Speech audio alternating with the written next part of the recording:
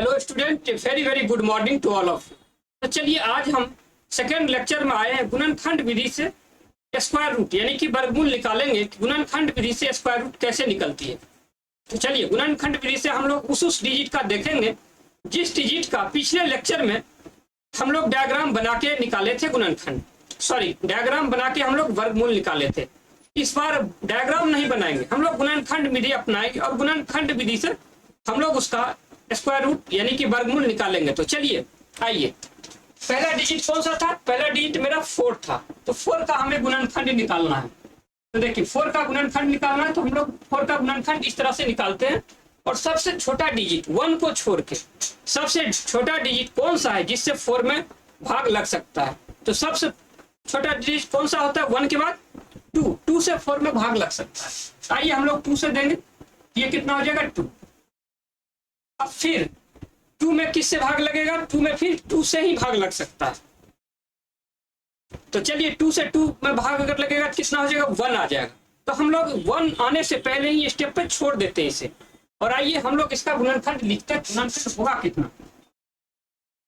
इसका गुणनखंड हो जाएगा 2 × 2। जितनी भी बाहर में डिजिट है हम लोग उसको ले लेते हैं। तो कितना हुआ? 2 × 2।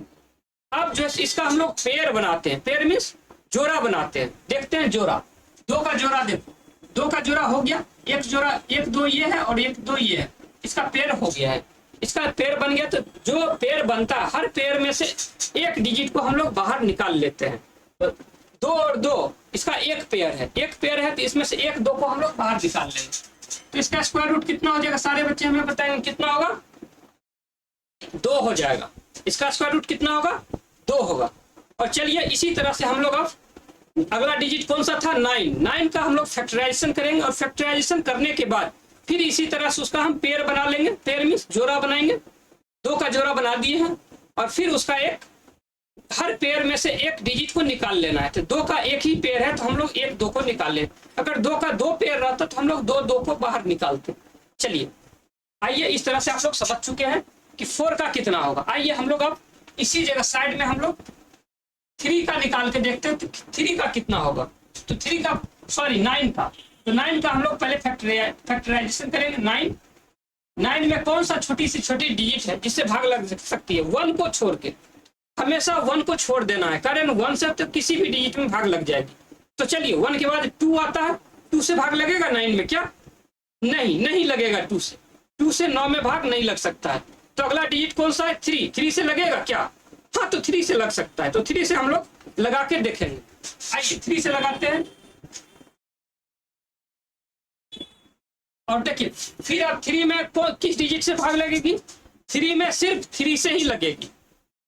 तो वैसा डिजिट जिसमें स्वयं से ही सिर्फ भाग लगे तो हम लोग नहीं देते, वहां पे हम लोग स्टॉप कर देते। 3 में सिर्फ 3 से ही लगेगा। इससे छोटा कोई भी डिजिट है? 1 है तो 1 से तो देना ही नहीं है। 2 से लगेगा नहीं, सिर्फ 3 से स्वयं से लगेगा। तो स्वयं से हमें कभी भी लगाना ही नहीं है। तो इसका जब फैक्टराइजेशन करेंगे तो कितना हो जाएगा? ये 3 × 3 और इसका एक पेयर बनाएंगे। 3 और 3 का एक पेयर बना दिया और इस पेयर में से एक 3 को बाहर निकाल लिया। ये इसका कितना हो गया? वर्गमूल हो गया। 9 का वर्गमूल आप लोग देखे होंगे डायग्राम से भी कितना आया था? 3 ही आया था। और हम लोग अभी गुणनखंड विधि से बना रहे हैं तो 9 का वर्गमूल कितना आ रहा है? 3 ही आ रहा है। अब हम लोग अगला डिजिट 16 लेते हैं। अगला डिजिट 9 के बाद हम लोग कौन लिए थे? उधर डायग्राम में 16 लिए थे। 16 का अब हम लोग फिर से यहाँ निकालेंगे। आइए 16 का निकाल के देखते हैं 16 का कितना होता है। तो लीजिए 16 का कितना होगा? 2 से लगाएंगे, फिर कितना हो जाएगा? 8 और फिर अगला 2 से लगाएंगे कितना हो जाएगा? ये 4 और फिर 2 से भाग लगाएंगे कितना हो जाएगा? ये 2। और अब इस 2 में 2 के सिवा किसी और से भाग नहीं लग सकता है। 2 और 1 के सिवा, तो 1 से हमको लगाना है नहीं, सिर्फ 2 से ही भाग लगेगा तो हमें नहीं लगाना है। स्वयं से कभी भी हमें भाग लगाना ही नहीं। 2 है तो 2 में स्वयं से ही भाग 2 से ही लग सकता है, दूसरी किसी भी डिजिट से नहीं लगेगी। तो यहाँ पे आके हमें स्टॉप कर देना है और उसके बाद फिर हमें इसका देखना है गुणनखंड कितना आता है। 1 2 ये है, फिर दूसरा 2 ये है, फिर ये तीसरा 2 ये है और फिर ये चौथा 2 ये है। इसका गुणनखंड ये हो जाएगा। और ये गुणनखंड जब आ जाएगा तो इसका हमें क्या करना है, पेयर बनाना है, पेयर। तो सारे बच्चे पेयर बनाएंगे, 2 का एक पेयर तो ये बन जाएगा और दूसरा पेयर ये बन जाएगा, 2 पेयर बनेगा, मतलब 2 जोड़ा बनेगा। पेयर मतलब क्या होता है, जोड़ा। जोड़ा बना दिए, एक जोड़ा ये हो गया और दूसरा जोड़ा ये हो गया। तो चलिए इसके बाद दोनों में से हर पेयर से एक एक डिजिट निकालना है, मतलब हर जोड़ा से एक एक हमें जस्ट डिजिट निकालना है, एक डिजिट निकालिए। इस पेयर से कितना निकलेगा, 1, तो ये हो जाएगा 2। फिर इनटू इस पेयर से कितना निकलेगा, इससे भी 1 2 निकल जाएगा, तो ये कितना हो जाएगा, 2 गुना 2। फाइनली आंसर कितना हुआ, 4। डायग्राम से भी जब हम लोग निकाले थे वर्गमूल, तो आप देखे होंगे कि 16 का वर्गमूल 4 आया था, और यहाँ भी देखिए 16 का वर्गमूल कितना है, 4। इसे हम लोग कहते हैं गुणनखंड विधि। तो चलिए यहाँ तक सारे बच्चे समझ चुके होंगे, तो वीडियो को स्टॉप करके इसे लिख लेंगे और उसके बाद ही आगे बढ़ेंगे। और फिर मैं इसे मिटा रहा हूँ तब तक, और मिटा के फिर आपको अगला डिजिट का भी हम गुणनखंड विधि से बताते हैं कि गुणनखंड विधि से उसका वर्गमूल कितना आएगा। तो सारे बच्चे वीडियो को स्टॉप करके नोट कर लेंगे और फिर आगे बढ़ेंगे।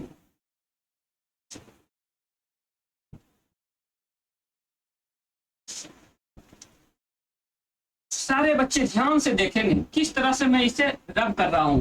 आप सारे बच्चे भी अपने घर पे इसी तरह से, अगर व्हाइट बोर्ड हो, व्हाइट बोर्ड का आप लोग भी रब कर सकते हैं इस तरह से। आइए मैं आपको अब अगला डिजिट बताने जा रहा हूं। अगला डिजिट कौन सा था, 16 के बाद। डायग्राम में पिछले लेक्चर में मैं 16 के बाद किसका स्क्वायर रूट निकाला था, 16 के बाद 25 का निकाला था। तो आइए फिर हम 16 के बाद 25 का हम लोग गुणनखंड यहाँ पे निकालेंगे। आइए तो आइए 25 का निकाल के देखते हैं कितना होता है, 25। अब इसका गुणनखंड हम लोग निकालेंगे। इसमें देखिए 1 से भाग लगेगा, लेकिन 1 से देना ही नहीं है, 2 से लगेगा नहीं, 3 से लगेगा नहीं, 4 से लगेगा नहीं, 5 से लगेगा। किस डिजिट से लगेगा इसमें भाग, 5 से लगेगा। 1 से देना ही नहीं है। और उसके बाद सबसे छोटी डिजिट कौन सा है, 5। 5 से ही इसमें भाग लगेगा, तो हम इसमें 5 से भाग देंगे। आइए 5 से भाग देंगे कितना हो जाएगा, ये कितना बार में भाग लगेगा, 5 बार में। और अब देखिए इस 5 में कितने बार में लगेगा, इस 5 में किस किस से भाग लग सकता है, 1 से लग सकता है, और अगला डिजिट 2 से नहीं लगेगा, 3 से नहीं लगेगा, 4 से नहीं लगेगा, 5 से लगेगा। तो स्वयं से ही लगेगा, तो स्वयं से हमें देना नहीं है। 1 से और स्वयं से भाग कभी भी नहीं देना है। आइए तो यहाँ हम लोग इसका गुणनखंड निकालेंगे, तो कितना हो जाएगा, ये हो जाएगा 5 × 5, और ये एक 5 का पेयर बन गया है। और पेयर बन गया है मतलब जोड़ा बन गया है, और इस जोड़े में से एक 5 को हमें बाहर निकाल लेना है। कितना हो जाएगा, ये 5। तो 25 का वर्गमूल कितना होता है, 5। सारे बच्चे डायग्राम में भी देखे होंगे पिछले लेक्चर में कि 25 का जब हम डायग्राम बना के स्क्वायर रूट यानी कि वर्गमूल निकाले थे, तो कितना आया था, 5। तो चलिए आप लोग सब समझ चुके होंगे कि गुणनखंड विधि से वर्गमूल किस तरह से निकलती है। आइए अब हम लोग 25 के बाद अगला डिजिट कौन सा था, मेरा अगला डिजिट था 36। 36 का हमें स्क्वायर रूट निकालना है, यानी कि वर्गमूल निकालना। तो आइए 36 का भी हम लोग निकाल के यहाँ पे देखेंगे कि 36 का वर्गमूल कितना होता है। तो आइए इसमें सबसे छोटी डिजिट किससे भाग लगेगी, 1 से, लेकिन 1 से भाग देना नहीं है। उससे अगला डिजिट कौन सा होगा, 2 से भाग लग जाएगा। आइए हम लोग 2 से भाग देंगे, 2 से भाग देंगे तो कितना हो जाएगा, ये हो जाएगा 18। और फिर 18 में अगर 2 से देंगे तो फिर 18 में 1 से लगेगा और अगला डिजिट 2 से लगेगा। 1 से देना नहीं है, 2 से देना है। तो 2 से हम लोग देंगे तो कितना हो जाएगा, ये हो जाएगा 9। और फिर 9 में अगला डिजिट किससे लगेगा, 1 से देना नहीं है, 2 से लगेगा नहीं, 3 से लग जाएगा। तो आइए हम लोग फिर 3 से देंगे। 3 से देंगे तो कितना हो जाएगा, ये 3 3 9, कितना हो जाएगा, 3। अब क्या करना है, अब 3 में भाग 1 और 3 से ही लगेगा, 1 से तो देना नहीं है, और 3 यानी कि स्वयं से ही भाग लगेगा, स्वयं से भाग कभी भी देना नहीं है। आइए अब हम लोग इसका गुणनखंड कितना आता है हम लोग लिखते हैं, 2, और फिर अगला 2, और फिर ये आ जाएगा 3, और फिर ये आ जाएगा 3, ये हो जाएगा।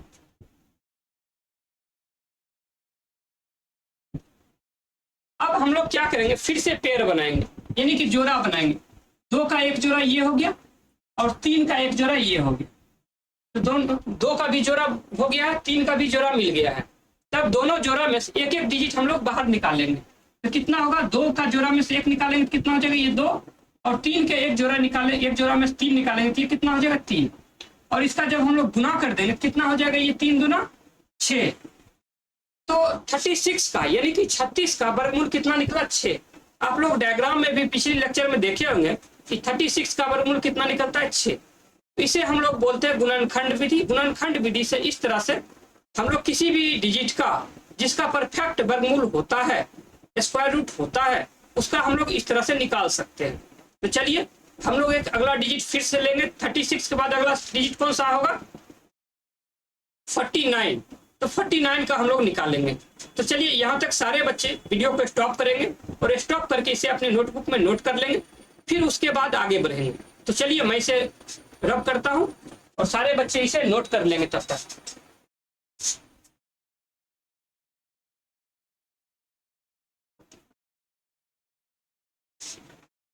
इस विधि को हम लोग कौन सा विधि बोलते हैं, गुणनखंड विधि बोलते हैं, और इंग्लिश में कौन सा बोलते हैं, फैक्टराइजेशन मेथड। फैक्टराइजेशन मेथड बोलते हैं और हिंदी में गुणनखंड विधि। आइए गुणनखंड विधि से हम लोग अब 36 तक का निकाल चुके हैं। अब किसका निकालना है, 49 का। तो 49 का फैक्टराइजेशन मेथड से कैसे निकलेगा, सारे बच्चे हमें निकाल के बताएंगे 49 का कितना निकलेगा। फिर कितना है अगला डिजिट, 49। अब देखो 49 में किस से भाग लगेगा, 1 से लगेगा, लेकिन 1 से देना नहीं, 2 से लगेगा नहीं, 3 से भी नहीं लगेगा, 4 से भी नहीं लगेगा, 5 से भी 49 में भाग नहीं लगेगा, 6 से भी नहीं लगेगा, 7 से लग जाएगा 49 में। आइए तो हम लोग 7 से देते हैं, यानी कि 7 से देते हैं तो कितना हो जाएगा, 7 सत्या 49। ये 7 से दिए तो कितना है, 7। अब इस 7 में भाग किससे लगेगा, 1 से लगेगा और सिर्फ 7 से लगेगा। 7 में भाग सिर्फ 1 से लग सकता है और 7 से लग सकता है। 1 से भाग देना नहीं है और स्वयं से भी भाग देना नहीं है, तो इसको इसी तरह से हम लोग छोड़ देंगे और इसका गुणनखंड लिखेंगे। इसका गुणनखंड कितना आ जाएगा, एक साथ तो ये और दूसरा साथ ये, तो 7 × 7। और इसका देखिए हम लोग क्या करेंगे, फिर पेयर बनाएंगे। 7 और 7 का पेयर बन गया है और इसमें से एक 7 को निकाल लेंगे। तो आंसर क्या आ जाएगा, इसका आंसर 7। इसका फाइनल आंसर कितना आ जाएगा, सारे बच्चे बताएंगे फाइनल आंसर कितना आएगा, 7। तो 49 का स्क्वायर रूट आप देखे होंगे पिछली लेक्चर में, मैं जब डायग्राम बना के दिखा रहा था वहां भी 49 का स्क्वायर रूट यानी कि वर्गमूल 7 आया था, और यहाँ भी देखिए गुणनखंड विधि से बनाया है, यहाँ भी आंसर 7 ही आता है। तो चलिए मैं समझता हूं कि सारे बच्चे इस कंसेप्ट को समझ रहे होंगे कि गुणनखंड विधि से किस तरह से वर्गमूल निकाला जाता है। तो चलिए अगला डिजिट मेरे पास कौन सा है, 49 के बाद 64 का हम लोग निकाले थे। तो 64 का भी हम लोग यहाँ पे निकाल के देखेंगे कि 64 का कितना होता है। आइए 64 था, तो 64 में किस से भाग लगेगा, 1 से लगेगा, 1 से देना नहीं है। 2 से लगेगा, हाँ 2 से लगेगा, तो 2 से हम लोग दे सकते हैं। आइए 2 से देंगे तो ये कितना हो जाएगा, ये हो जाएगा 36। और ये जब 36 हो जाएगा तो फिर इसमें किससे लगेगा, 1 से लगेगा, 1 से किसी भी संख्या में लग जाती है भाग, लेकिन 1 से हमें देना नहीं है, तो किससे देना है, 2 से लगेगी भाग, हाँ 2 से लग जाएगी। तो चलिए हम लोग 2 से देंगे, 2 से देंगे तो कितना हो जाएगा, ये हो जाएगा 18। और फिर हमको 18 में अब देना है, 18 में किससे लगेगा, 1 से लगेगा, लेकिन 1 से देना नहीं है। 2 से लगेगा क्या, हाँ 2 से लग जाएगा। आइए हम लोग 2 से देंगे, आइए 2 से दे देते हैं, तो कितना हो जाएगी, ये 9। अब देखिए 9 आ गया, हाँ 9 आ गया, सॉरी कहीं कुछ गलती हुई क्या, 2 से 36 के बाद 18 के बाद 2 से दिए 9, और 9 में फिर 3 से देंगे, 9 में हम लोग 3 से देंगे, ये हो जाएगा 3। कहीं ना कहीं यहाँ पे गलती हुई है हमसे, अब कहाँ गलती हुई हमें देखना है। 64 का कितना होगा? 36 नहीं होगा, गलती यहाँ पर हुई है। 64 का कितना होगा? 32 होगा। और 32 में फिर 2 से देंगे तो कितना हो जाएगा? ये 16 होगा। और 16 में फिर 2 से देंगे तो कितना हो जाएगा? ये 8 हो जाएगा। सॉरी, हमसे गलती हो गई थी, थोड़ा सा मिसमाइंड हुआ था। चलिए उसे हम लोग ठीक कर दिए। और ये 8 होगा, और 8 में फिर 2 से देंगे तो कितना हो जाएगा? ये 4 हो जाएगा। और 4 में फिर किससे लगेगा? 4 में फिर 1 से लगेगा, लेकिन 1 से देना नहीं है। 2 से लगेगा क्या? हाँ, 2 से लग जाएगा। 2 से लगेगा तो कितना हो जाएगा? 2। अब ये हो गया। अब इसका गुणनखंड हमें लिखना है, कितना आता है। तो देखिए 1 2 तो ये हो गया, दूसरा 2 ये हो गया, तीसरा 2 ये हो गया, चौथा 2 ये हो गया, पांचवा 2 ये हो गया, सॉरी पांचवा 2 ये हो गया, और छठा 2 ये हो गया। सारे गुणनखंड को मैं यहाँ पे लिख दिया हूं। अब सबका एक एक जोड़ा बनाना है। आइए, इसका तो जोड़ा ये हो गया, इसका जोड़ा ये हो गया, और इसका जोड़ा ये हो गया। तो 3 पेड़ हमको निकला है, 3 जोड़ा निकला है 2 का। तो सब में से एक एक, जितना भी जोड़ा है 2 का, सब में से एक एक 2 निकाल लेना है। आइए, इसमें से 1 2 निकालेंगे तो कितना आ जाएगा? 2। फिर इसमें से 1 2 निकालेंगे तो कितना आ जाएगा? 2। और फिर इसमें से 1 2 निकालेंगे तो कितना आ जाएगा? 2। फिर टोटल मिला के कितना हो जाएगा? 2 दूना 4 और 4 दूना 8। तो कितना आ जाएगा? Final answer 8। तो फाइनल आंसर कितना आ गया? सारे बच्चे बताएंगे। फाइनल आंसर मैं यहीं पे लिख देता हूँ, कारण आपको देखने में प्रॉब्लम हो रही है। चलिए, फाइनल आंसर मैं यहीं पे लिख दिया 8। फाइनल आंसर कितना आ जाएगा? 8। तो 64 का, यानी कि 64 का वर्गमूल आप पिछले लेक्चर में भी देखे होंगे। 64 का वर्गमूल कितना आया था? 8 आया था। और यहाँ भी देखिए 64 का वर्गमूल कितना आया है? यहाँ भी 8 आया है। तो इसका मतलब है कि मेरा दोनों मेथड से आंसर सेम आया है। तो चलिए, गुणनखंड विधि से हम लोग 64 का देख चुके हैं। और इतना ही हम लोग डायग्राम बना के 64 तक का ही निकाले थे। 64 तक का यहाँ भी हम लोग निकाल चुके हैं। सारे बच्चे इसे समझेंगे कि किस तरह से गुणनखंड विधि से वर्गमूल निकाली जाती है। और मैं उम्मीद करता हूँ कि सारे बच्चे यहाँ तक समझ चुके होंगे। तो चलिए, गुणनखंड विधि से कुछ टफ गुणनखंड जो है हम लोग नेक्स्ट वीडियो में लेके आएंगे, और वहां बताएंगे जो नॉन परफेक्ट स्क्वायर रूट है, जिसका कि पूरा नहीं निकलता है, उसका हम लोग कैसे निकालेंगे। तो चलिए, इस वीडियो को मैं यहीं पे स्टॉप करता हूँ, और फिर अगले वीडियो में आप लोग इंतजार करेंगे नए संख्या का गुणनखंड हम लोग कैसे निकालेंगे। तो चलिए, मैं यहाँ पे स्टॉप करता हूँ। सारे बच्चे बाय बोलेंगे। बाय बच्चों, बाय बाय बाय बाय बच्चों।